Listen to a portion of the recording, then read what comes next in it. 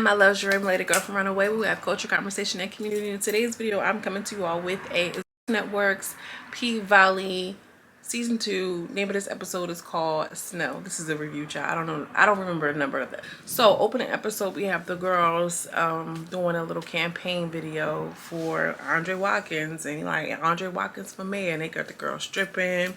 He on the stage, booty clapping. Both of Mayor, the Chuckalisa, just good and ghetto.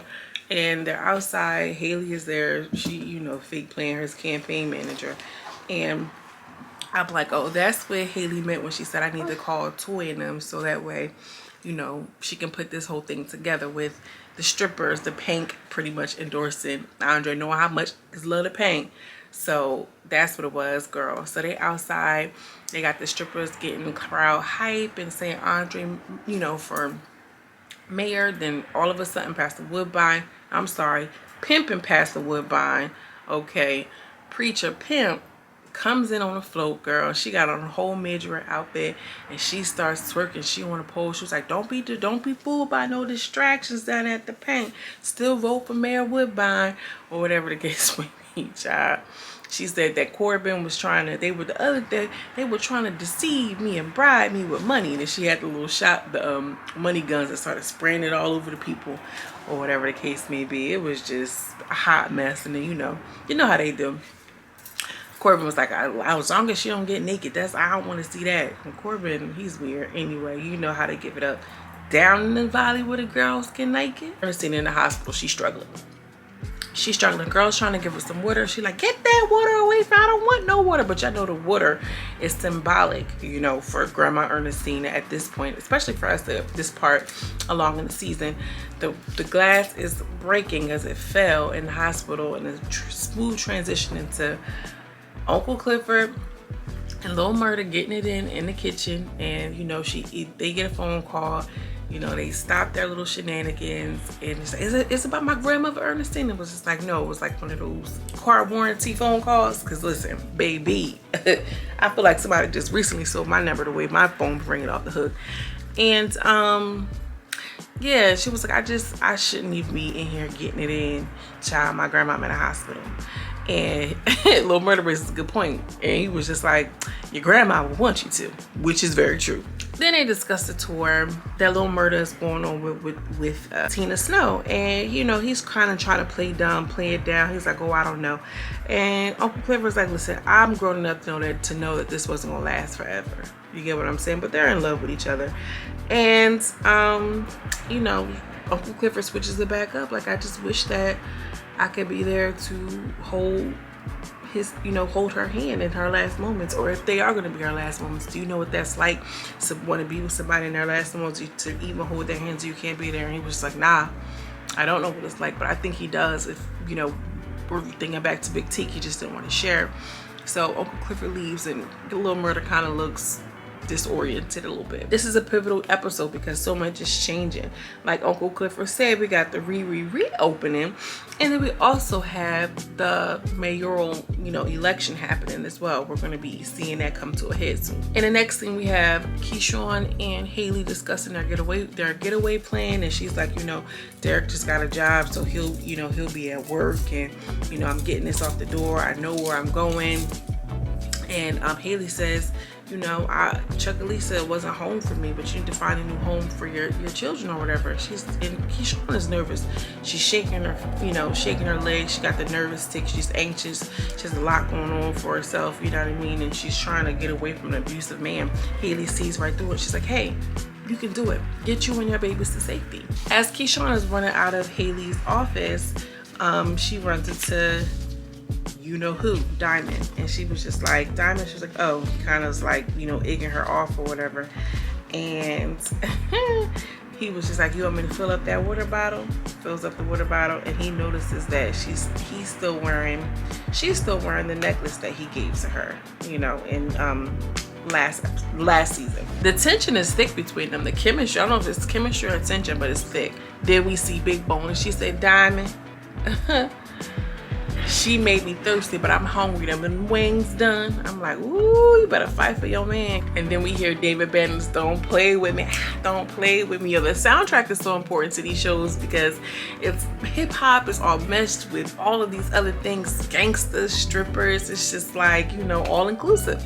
Girl, we see Roulette, Whisper and them dancing. We see Mercedes and Keyshawn. Mercedes is killing it, but she's struggling. She can't hold the position. She's just really struggling. Uncle Clifford is trying to big her up. Keyshawn finally decides to get, you know, hop on the pole with her. And as soon as Keyshawn hops on the pole, you know, Mercedes let go. She can't handle it. She can't hang her. The shoulder's still messing with her. When she gets off the pole, Roulette said, girl, you should. When you first fell, you're supposed to get right back on that pole. Now you all scared. Her and Roulette started to go back and forth. And she was like, I ought to pick you up. And she's like, I want to see you try. We want to play Russian roulette with me. Y'all know Roulette is crazy. Haley was like, Roulette is right. Because you can't hold that position or whatever the case. And then she's like, well, whose fault is that? And then, you know, Haley is like, oh, you can't keep blaming me. You can't keep blaming me. She said something about 7 pounds of pressure. But we all know that Mercedes put herself involved with Haley. And she made a choice to do that. She really did. It was her decision. But Mercedes is holding Haley accountable for that. And Big Bone ear, her ear was damn near looking like in the cartoons, you know how the ears go up? Girl, Big Bone had her ear to that conversation. Uncle Clifford says, yeah, you know, she's right. We have to figure it out because somebody's going to get hurt just for safety precautions. You get what I'm saying? And then Whisper says somebody always get hurt on nights like this. I'm like, ooh, Whisper, she's intuitive as hell, but still. Oof. Autumn says, well, have you ever considered maybe, you know, you could base for Keyshawn? And she was like, I ain't basing for nobody. And she's just like, you know, she walks out the club. She's like, F this club. And then she was like, well, said something about Keyshawn being the hitter. I guess Keyshawn is the hitter. She was like, yeah, but she ain't got good aim. And then Diamond was just looking like, oh my God. Mercedes was just airing the business out without saying too much, but saying enough. She walks out, F this club. Uncle Clifford follows her. And, you know, Uncle Clifford's like, girl, maybe you need to start realizing a new future for yourself. Because Mercedes, she said she's old, she's washed up. She should have been out the club, but she's still in here. And now she busted. Busted and disgusted. Keyshawn and Big Bone are walking in the hallway. I don't know who bumped who. But Big Bone says, yeah, Keyshawn says, yeah, we haven't met each other properly. And she said, well, I ain't got to meet you properly to know that I'm glad that you're leaving tomorrow. Tomorrow's your last day. She's like, how you know? And she was like, oh, because this place whispers. And she was like, well, the whispers are untrue. But obviously, Big Bone is on to the fact that Keyshawn is really about to leave. While Mercedes was outside with Uncle Clifford, she gets a text message from Farrah talking about some meet me in Memphis, child. So Mercedes shows up to Memphis. And it's a Mercedes experience exhibit, child. All of the photos that Farrah had took is plastered all over this beautiful exhibit. Mercedes is impressed. She's shocked, but she enjoys it. And we hear the people saying, oh my, she's a goddess. She's so strong. Oh my God, these are the little, you know, murmurs that we're hearing. And that Mercedes is obviously in earshot with. We see Farrah girl. What was up with Farrah's haircut? They gave her a 27-piece tear hair, whatever we used to call it. Like, why did they do that? Now she a full-blown bull dagger. You a bull dagger? It's like, why did they give her the haircut? It was unnecessary. They started talking and Mercedes was like, yeah, I didn't really want to come. And she was just like, well, I understand. I didn't want things to end the way that they did. This was fair, but I'm glad they did because I'm divorcing Cedric. And she said, you divorcing all that money? And she said, yeah, your happiness costs more. And she say something like, you know, that's what a rich bitch say. And that's so true, child. That's some rich people shit, because can't relate. No, child. She was just like, oh, well, do you still want to F-U-C-K? And she was just like, no, that was business. And then she thought about it. It was like a little bit of pleasure. And then she was just like, you know, they were talking about how her body was struggling at that time. That's why she shifted all her weight to the left. And, you know, you're so strong. I wish that my weak side was just like this. And I think that Mercedes needed that perspective and that shift change about her shoulder, the new path that she's going on, her realizing the art that she does, and it actually being appreciated. But the $1 million question we all asking is, where's the check? Baby, are you gonna cut the check? Because that's what we're interested in seeing and knowing. That's wide up in my answer. You got my titties and ass all over this place. Where's the check? I know you about to sell one of these pieces, right? Run me my money. He's in the locker room looking at the floss that Nevaeh brought. She was like, girl, go down in Rainbows and get us some more floss. She runs over to the bathroom. She's throwing up. She's pregnant. And Whisper says, girl, are you ready for twins? Uncle Clifford is snapping on the girls. Toy comes there. He says, you can absolutely not dance here. What your ass doing here? You sickly. You done got my grandmother sick. And she's like, it wasn't me. It was you. And we see Lil Murda and Tina Snow child. They said they're gonna be performing at the Pink on the phone. And then we see Tina Snow. She pulls up. She looked good. Meg looked good. This little Megan cameo was good. I liked it. You know, her little acting skills, it is what it is, child. But she's essentially just playing her rap persona, her rap alter ego. That should be easy enough, right?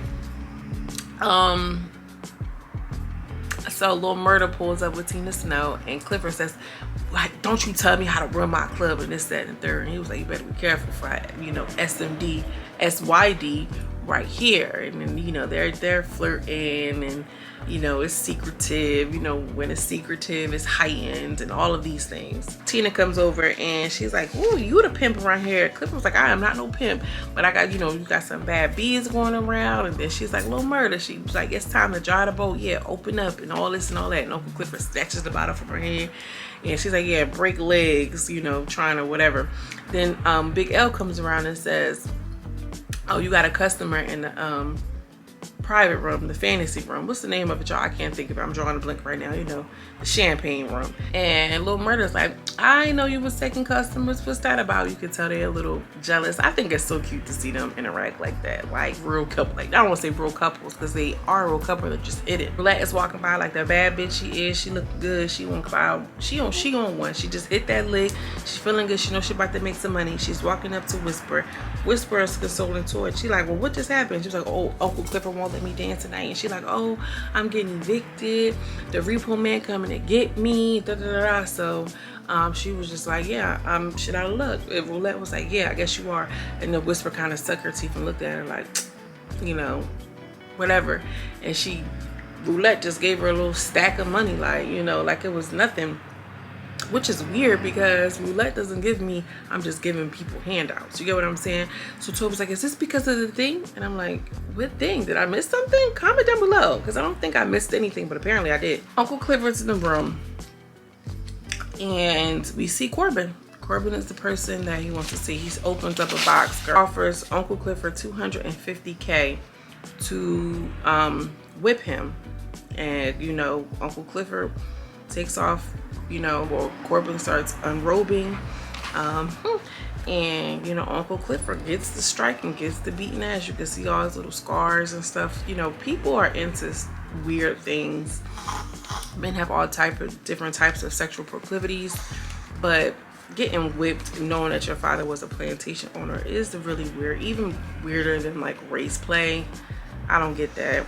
And if you know anybody who was ever into sex work or whatever the case, you know it's some people that out here that like to get beat up, period. Like, that's just their thing. But the fact that he was like, you know, his father, I don't know, it's weird to me.